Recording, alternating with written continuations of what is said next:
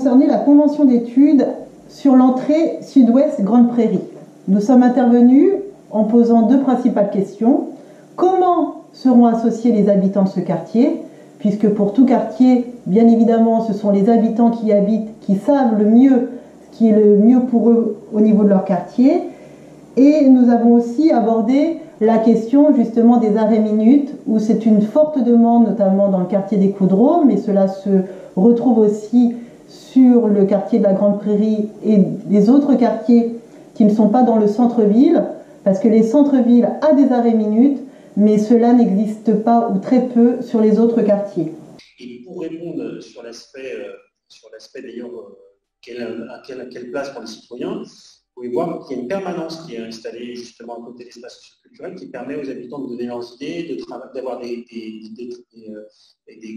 conseillers d'un cabinet urbaniste, je crois, qui les aident pour expliquer justement toutes les démarches, pour les aider dans les affaires, dans la question juridique, accompagne les copropriétés avec la ville pour justement mener les projets.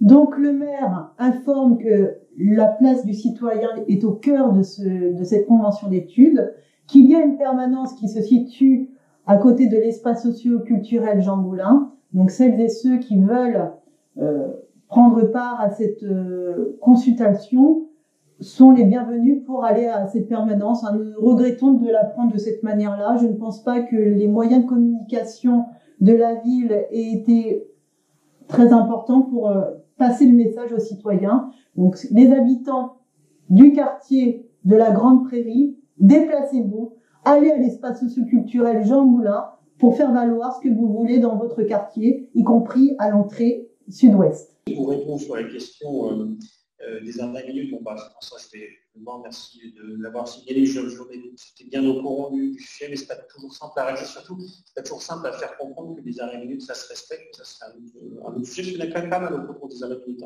notamment autour de la boulangerie, etc. Le sujet, c'est des arrêts minutes longues. C'est 2 heures parfois. Donc c'est un peu compliqué et voilà, c'est un usage.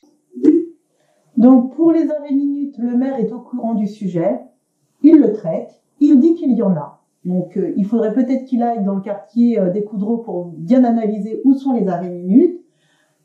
Pour lui, le problème des arrêts minutes, qui est un autre débat, c'est que c'est pas à la minute, que certains tardent. Mais dans ce cas-là, nous lui proposons de faire comme la rue Gambetta, où les arrêts minutes ont un compteur. Et lorsque les minutes sont dépassées, cela devient rouge. Tout simplement, il peut reporter ce qu'il fait rue Gambetta dans les autres quartiers de la ville. Il a déjà la réponse à sa question.